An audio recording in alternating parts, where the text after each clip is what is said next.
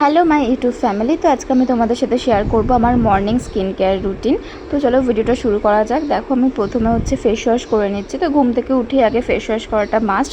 তো face wash করার পর আমি মুখটাকে একটা ভালো কাপড় দিয়ে মুছে নিলাম। তো মোছার পর আমি এখানে বেসন নিয়ে নিয়েছিলাম আর কাঁচা দুধ নিয়ে নিয়েছিলাম একটু। তো তারপর এখানে আমি লেবুর রস নিয়ে নিয়েছিলাম। তো এটা ভালো করে আমি মিশিয়ে নেব। এই প্যাকটা আমি এভরিডে মাখি, কারণ এটা স্কিনটাকে ভীষণ গ্লো করে। তো এই প্যাকটা আমি এখন আলতো আলতো করে পুরো মুখে মেখে নেব। একদম বেশি জোরে রাব করব না, একদম আলতো আলতো করে মাখবো। তো মাখা হয়ে যাওয়ার পর এটা আমি 15 মিনিট শুকাতে দেবো।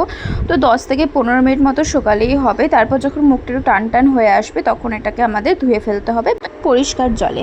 তারপর দেখো ধুয়ে ফেলার পর আমার স্কিনটা আগে যেরকম একটা ডাল হয়েছিল, একটা ব্ল্যাক ব্ল্যাক স্পট পড়েছিল, তো সেটা থেকে অনেকটাই রিমুভ হয়েছে। তো এটা মিনিমাম 15 দিন ইউজ করার পর আরও ভালো রেজাল্ট পাওয়া যাবে। তারপর আমি মুখে এখানে ল্যাকমের একটা ময়শ্চারাইজার পিচ মিল্কের ওটা মেখে নিয়েছিলাম, যাতে আমার স্কিনটা শুকিয়ে না যায়।